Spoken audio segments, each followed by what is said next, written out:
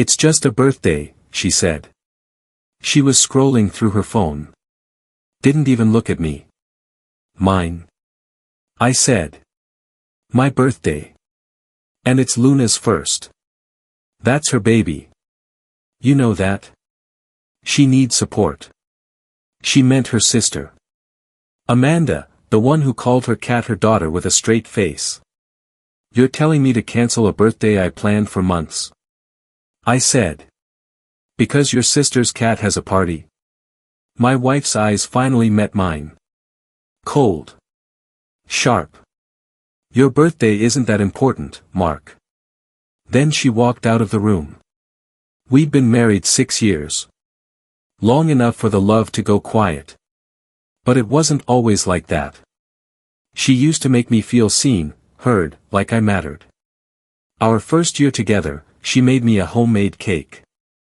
It was ugly, lopsided, but I'd never tasted anything sweeter. Now I was asking her for one night, one dinner, one moment that wasn't shared with fur and fake meows. I had planned everything. A rooftop dinner, close friends, soft jazz, city lights, a private chef, my name on the invite, my day, until she erased it with a shrug. Amanda hated me. That was no secret. Too boring, too serious, too logical, she said once, because I didn't want a litter box in our guest room. She'd been poking at our marriage for years, always something. And now she had an excuse to pull my wife further in. She knew the party date. She knew what it would mean. She made Luna's birthday land right on it. And my wife? She chose her. Again. I didn't raise my voice. Didn't argue. Instead, I said, fine. I canceled the dinner. Then I started planning. Not a tantrum, a performance. First, I changed the reservation. Same rooftop, same time. But this time, it wasn't a dinner. It was a charity event. Fundraiser for the city's animal shelter, Amanda's favorite cause. I sent the new invites to the same guest list, except I added one more name, Amanda's boss, who she'd been sucking up to for a promotion. Then I made a donation in Luna's name. 5 figures. Anonymously, of course. Attached a photo, Luna, stolen from Amanda's Instagram, wearing a tiara. Caption, in honor of the feline queen who brought us together. The shelter posted it, tagged Amanda. It went viral in the local community. She was thrilled. Until she wasn't. On the night of the event, I dressed sharp. Black suit, calm smile. I told my wife I'd be out. Didn't tell her where. She didn't ask. She was already helping Amanda set up the balloon arch for the cat. By 7:30, the rooftop was glowing. Champagne flowed. Cameras flashed. Guests laughed, mingled. Amanda walked in, all smiles, until she saw me holding the mic. I welcomed everyone, thanked Amanda publicly for reminding me how important it is to celebrate the creatures we love. I even brought out a custom cake shaped like a cat with Amanda's face airbrushed next to it. The room erupted. Flashbulbs popped. Amanda laughed a little too loudly.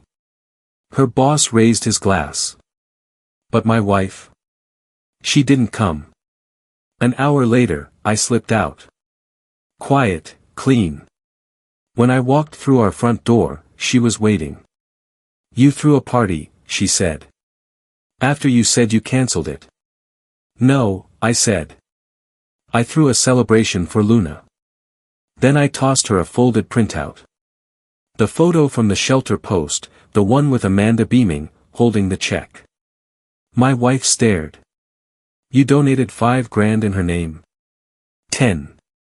I walked past her. It was important to you. She followed. Why didn't you tell me? I turned.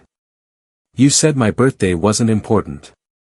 I didn't want to bother you with it. Silence. Her face twisted. Guilt, anger, both.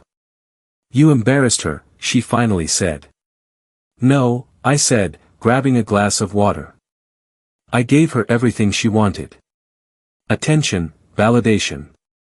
She just didn't realize the spotlight burns. The fallout came quick. Amanda's boss figured out the stunt. He laughed, but not kindly. She didn't get the promotion.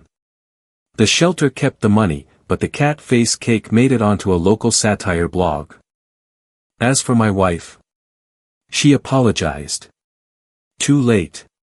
Because that night on the rooftop showed me something. I wasn't loved. I was tolerated until I was inconvenient. I moved out a week later.